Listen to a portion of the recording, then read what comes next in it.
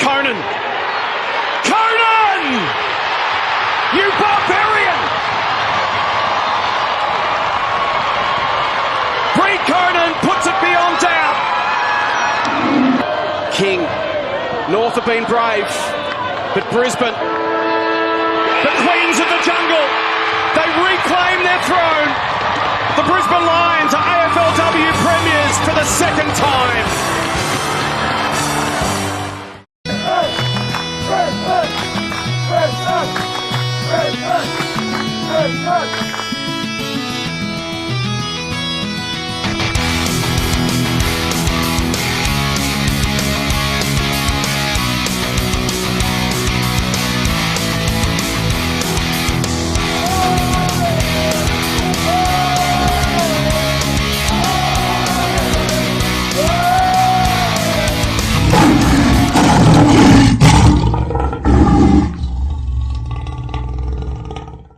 Yeah. All right. So you raised AFLW.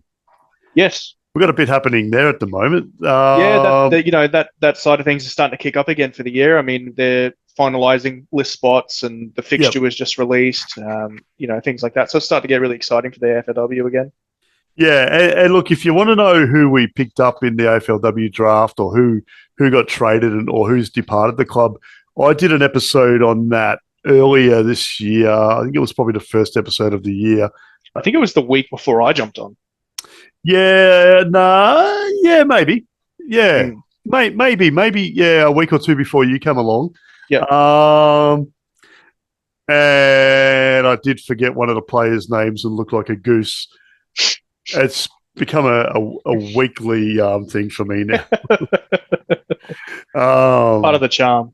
It was one of the new players, though, so fair cop. You can be excused. I mean, But yeah, in the last week or so, I've been noticing on the players' socials, like I follow, I think pretty much every AFL, VFL, and AFLW player that's played a game for us this year on one social or another, mainly on Instagram or Twitter, X, formerly Twitter. Mm-hmm. Don't go on that one as much, but I go on Instagram a fair bit, and I noticed a lot of the W players in the last week or so started putting up photos of Springfield or the club rooms or. Yeah, it's that time of the year. It's all starting to come back together again. Kathy Spark has been putting up a lot of workout videos and that sort of thing. Yeah, well, she's an interesting one because she's one of the ones that hasn't. Well, I mean, as far as public information that's been released, she's still up in the air whether she's going to be contracted or not. Yeah, someone brought that up with me today. It's probably you. Yeah, it was actually. I was talking to my dad about it. We were talking about because obviously we're going to get to some of the people that did 100% confirmed signed on. Yeah. But there was a few names that my dad and I noticed that were missing that we were a little concerned about, and Kathy was one of them. So there was a letter that came out today from Andrew Wellington, and I'm just opening it up. So he has mentioned it's actually quite a good letter, and I reckon he wrote it himself too because he seems to be that sort of guy. Yeah, that does his own work. Like probably some other leaders at some other clubs. He's a man of the people, which we have attested to on many occasions. That's true. I'm a big fan of Wellington. I like him. Yeah. He's a legend. Like, I hope we never ever have to replace him for any reason. No. Even if we have to keep him weekend at Bernie style. In 20 years' time. Or Philip Fry, we'll just chuck him in the ice machine. Yeah, that's true. Freeze him until we, need him. And, he's probably, he's still quite young now. But, we're talking 20, 30 years from now, we'll have to just freeze him and then bring him out a couple of times a year for the important things. Cryogenics have advanced a long way in recent years. And if anyone from the club's listening, and I know you are, we're only joking. Yeah, we do love Wellington, actually. We're not joking about that part. No. We're joking about the cryogenics. Yes. Although they have had some really big advancements in recent years. But, yeah. We could start a whole podcast about that kind of stuff separately. I mean, I'd happily talk about that stuff. It's fascinating. Yeah, and like there's a lot of cryogenic stuff getting into like car and motorbike and other sort of automotive engines as well. Mm. They do a lot of cryogenic stuff on the engine blocks and the cylinder heads and that sort of thing. But that's for another time. Yeah. Next buy round. Hopefully we do get another buy round at the start of September. I want to ask you a couple of questions about that later this episode. Okay. All right. Let's get back to where we were. Yeah. So Wello wrote in his letter, the good news is that virtually all of the squad retained from last year is now recontracted. Yep. Including our captain, vice captain, and I think everybody's favourite player, Ola O'Dwyer. Yep. Love Ola. Yeah. And I still remember the first game she played in Victoria for the club. She came up to the fence and she was like handing out footy, signed footy or whatever. But then she came up to us because we're holding up a jumper to get signed. And I asked her if she had a texter. And she just looked at me puzzled and said, I'm not familiar with that word. And I'm like, geez, I'm such an Aussie. Because Texas a brand, isn't it? Like, yeah. Everywhere else in the world, Texter's a brand. But in Australia, it's just like, Kleenex is what a lot of people call tissues. We do that with so many things in this country. We'll pick a brand and we'll be like, that's the official name of that product. Yeah, it's like Bobcats, the little earth moving things. Bobcats are brand and everyone calls them Bobcats, but they're actually skid steers. And I got a mate who drives one he's on one of the road crews that are building the new tunnel under the Westgate Bridge in Melbourne. Yeah. Every time he hears the word Bobcat, he's like, that's a $5 for you. He's been hanging around too many footy clubs, that bloke. Yeah. Good man, Eka, though, I will say. Yeah, so like the AFLW looks good. We did lose Daniel Webster, one of our assistant coaches. He went to take up the job at the Hawks after our favourite opposition coach and favourite unbiased commentator, Beck Goddard, stepped down, and no sarcasm there at all. Nope. Yeah, she weirdly had this crush on our football club, but not in a good way. Yeah, I think the complete opposite of a crush. Yeah, it was like I don't know, what would you call that?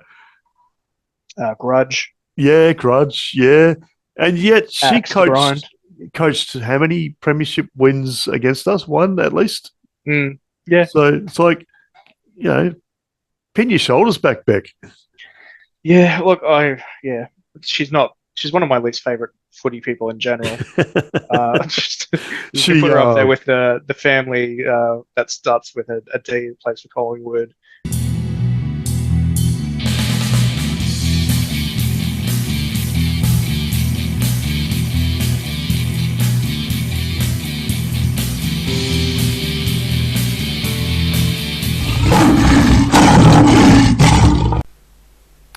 All right, well, the following that you're about to hear now is just a discussion from earlier this men's season.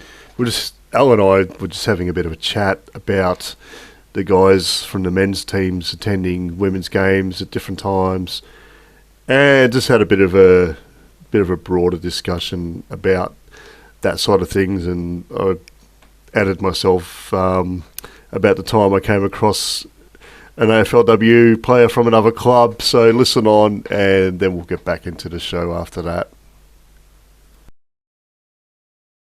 And we've seen Harris Andrews at a few women's games as well.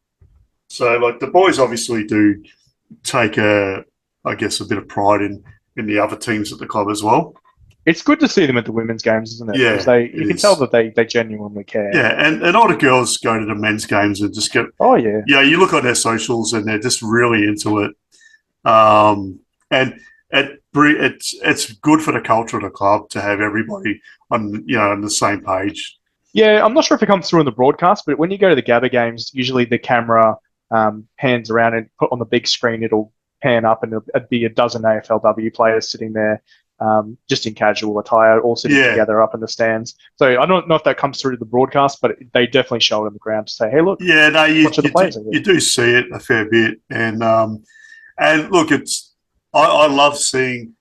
It seems to be with us and the Swans and some of the other so-called interstate clubs that they do show the groups of players, but when it's like Melbourne or Richmond, for example, all you see is the constant panning to Taylor Harris or Manette Conti on their own or with celebrities rather than with footballers. Yeah, that doesn't surprise me, especially the Taylor Harris one. Yeah, I actually saw Manette Conti out in public recently, and I just nodded my head to her, and she just kind of looked at me like, "Who are you, dickhead?" Was Sarah Black rolling a red carpet behind her the whole time? Yeah, God, they didn't start me.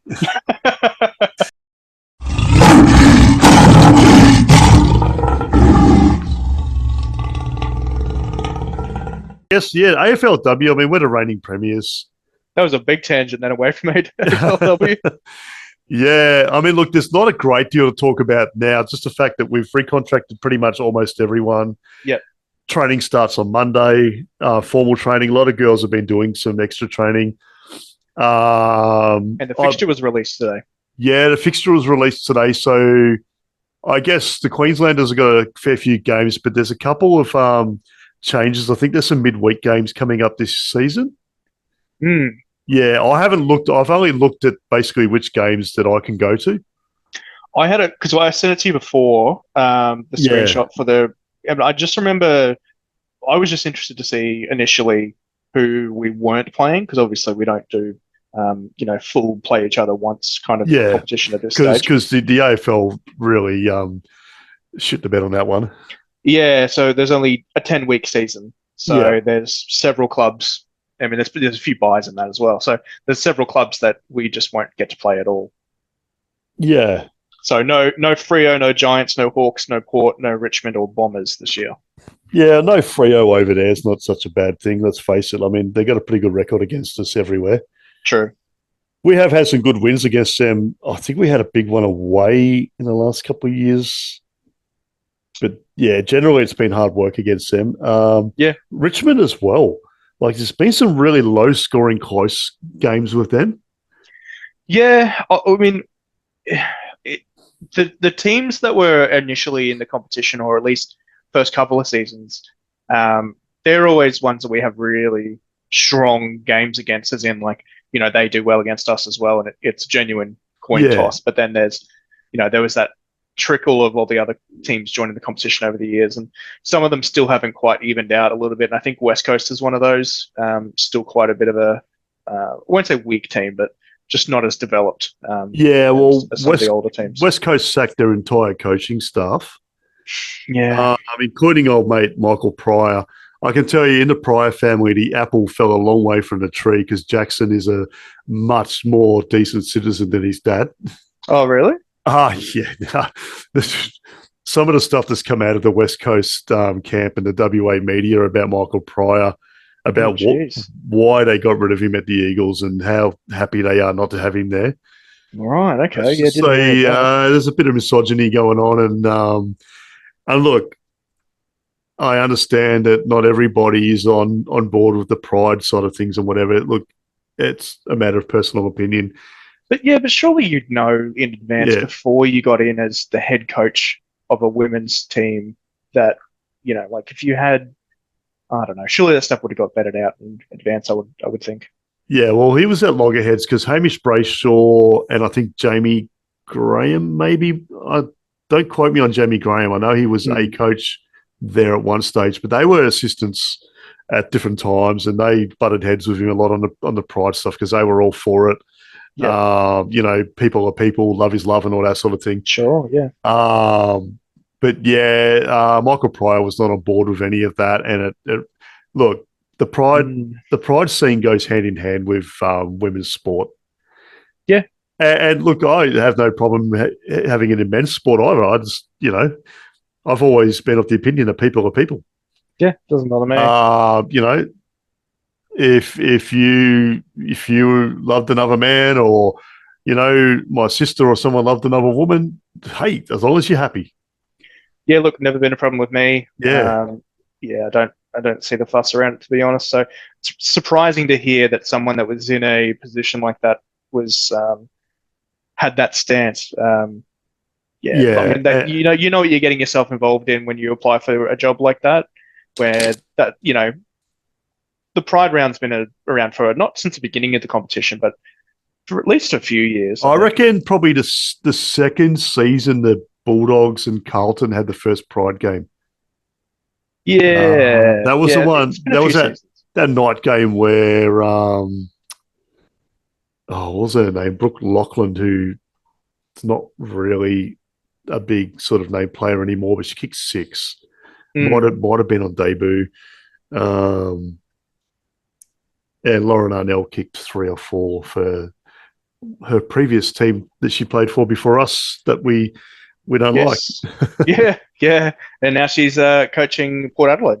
Who we also don't like. Yeah, and she took a couple of our players too. Oh, she took Indy Tahu, who I absolutely love. Just like her and Talia Hickey, when they were both, well, Talia Hickey's still at the club, but like they were my 2 favourite players of their time at our club. Yeah, okay. I just love the way they went about it. It's something like, I've got that with Charlie Mullins now. Like she's just got that something that her and Poppy Bolts actually. I love seeing what they do on the football field. It just makes the hairs on the back of my neck stand up. Yeah, and they're so young, and they're going to get better. Yeah, see, I'm more of Nat Ryder, Isabel Dawes. They're probably my favourite of the players. Yeah, Belle Dawes once Emily Bates and that sort of moved on, she got given a big responsibility and really took it on. Like, yeah, she's just got so much energy and she's just so quick and she can get a lot done. But Nat Ryder as well, I think she's like, I wouldn't say she's the Harris Andrews because that's probably more of a Shannon Campbell. Yeah, but or Brie Conan as well. But yeah, she's just so reliable down the back. Maybe like a Starcevic, but I think she's probably a bit better than Starcevic, to be honest. From her very first game, she came in and she got dropped the following week, which was the weirdest thing. But and like her very first game, I was there. It was against the Bulldogs on a Saturday night at the Whitten Oval. Yeah, and she just dominated straight away. And I think some of us lose sight of that a little bit. We come to expect certain performances from certain players and don't, like I said with Lockie Neal recently, we don't give them enough credit for the things they actually do. That's true. And that Grider is definitely one of those. Brie Conan has been an absolute rock. Shannon Campbell that you mentioned, if you were picking a player to build your club around just culturally, Conan and Campbell are the first 2 you're picking as far as I'm concerned. Yeah, for sure. And look, me picking Nat Ryder is probably my favourite of the Lions. Has absolutely nothing to do with the fact that she played for the Jindalee Jags. It's just a pure coincidence. Total coincidence. Because she did play for a lot of clubs. She didn't just play for Jags, but she did play for the Jags at one stage. Yeah, look, the women do that a little bit because they're still establishing their competitions and whatever. Of course, yeah. Yeah, and a lot of people go, there's no loyalty in women's sport. Well, they've started these competitions in the last 8 years from the ground up. Yeah, I think it's pretty harsh to say there's no loyalty. Yeah. But I mean, my biggest gripe with the competition, and I've said this to you many times in the past, is, and it's not a knock in any of the girls that have played for us. It's just the AFL's decision making around how chop and changey they are with the way the competition works. Yeah, and the fact that our list has been absolutely pillaged. 3 times since the competition started. So us, Melbourne and Carlton, and I'm going to throw in the Bulldogs, but the Bulldogs is different. Yeah, not so much Bulldogs, but you're right. The Bulldogs won a flag and everyone thought, all right, now I'm going to go somewhere else. Because what else can I achieve here? But Carlton have been absolutely pillaged like us. I think they have, at last count, I think they had turned over in trades alone 31 or 32 players. Yeah, I think we're in the mid to low 20s. Melbourne were thereabouts. The Bulldogs are up there, but for different reasons. And some of those established clubs, like obviously, the Crows and the Dockers got pillaged a little bit when the Eagles and Port Adelaide come in. But this is the thing, and I listened to an interview with Kait Ashmore probably about 2 months ago on another podcast that I sometimes listen to. Yep. If you want to listen to what it was like in the first year of the AFLW for for the women moving so far away from home, the ones who did, whether they went to Perth or Adelaide or Brisbane or the Giants or whatever. So Emma Swanson from the Eagles who started the Giants, I listened to an interview of her, and then I listened to this one with Kait Ashmore, and they put it really, really well. So look them up. The one with Kait Ashmore's on the Doss Dee podcast, and the one with Emma Swanson's on the Backchat podcast. Yep. And they explained it so clearly and made me understand why players in those first couple of years did move to other states, because they were so far away from home. Some of them were 17, 18 years old. Yeah. No support networks because the competition was raw. They had nothing. And as well, they're not getting paid, enough money to live just on football alone, and like for example, if you've just moved from Brisbane down to the Gold Coast to play footy, or you've gone from Melbourne to Collingwood or something like that, well, like can't cite family reasons, can you? Unless you got a sister playing there, or your dad's the coach or something. But who wants to be coached by their dad anyway? I mean, I never was. Yeah, no, that sounds like a nightmare. My dad tried to teach me how to play basketball, which was his game, and I was like, nah, mate, I'm no good at this. Just not happening. Toodaloo, I will do the sports that I like doing. Yep. Yeah, but he also tried to get me into boxing, which he also did, but that wasn't for me.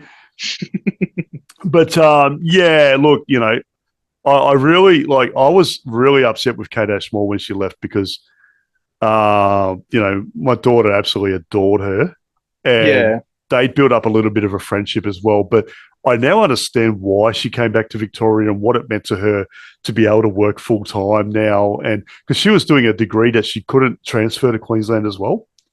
Yeah, okay. It wasn't transferable to the Queensland system, so she nearly had to give up her degree and that sort of thing. And look, again, Jackie Yorston going down the road. The Suns one was when the Suns came in, and they, not just them, but that year I think we lost 11 players. Amongst the clubs, and an assistant coach became the senior coach of the Suns. Yeah. That was the roughest one in my books. I reckon, though, out of the players we lost that year, though, like some of them were delisted players as well, or were going to be delisted, but Jackie Yorston was probably the only real big loss that year. Like, we kept our core of our best players. Yeah, but we also lost I can't remember her name now, but there was a promising ruck. Lauren Bella. But Bella, yeah. I was going to say Bell, but yeah, it's Bella. Yeah, Lauren Bella. So her and Jackie Yorston are probably the two that got away that I got really sort of shirty about.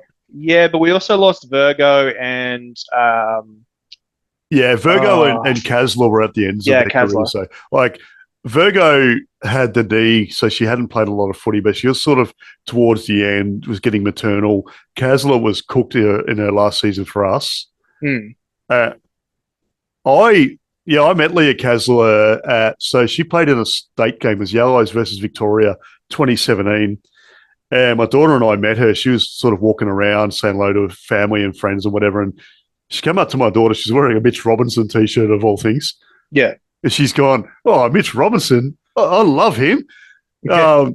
And she goes, "Do you know I play for the Brisbane Lions?" And my daughter's like, "Yeah." And her and Kait Ashmore, come together and lifted my daughter onto the fence to have a chat to her and whatever. So, yeah, I wish, we didn't lose her to the Goldie, but... There was that weird year, because we had Zilke as our captain from the start till about, I can't remember the year. It was either, I think it was like 2018. It was year 2 or 3 that we had Leah Kasler as the captain. And then, so we dropped Zilke as the captain for 1 year. It was Kasler, and then she left, and then Zilke was the captain again until she retired. Yeah. That was such a weird, wonder why that happened. Well, it's funny you say that because Fitzroy did that in the 90s. So Paul Roos had been captains from about, 87 onwards. 1991, Richard Osborne was the captain for 1 year. Yeah. And then Paul Roos again in 92 became captain again until the end of 94 when he left to go to the Swans. It seems like that sort of thing just seems to happen sometimes.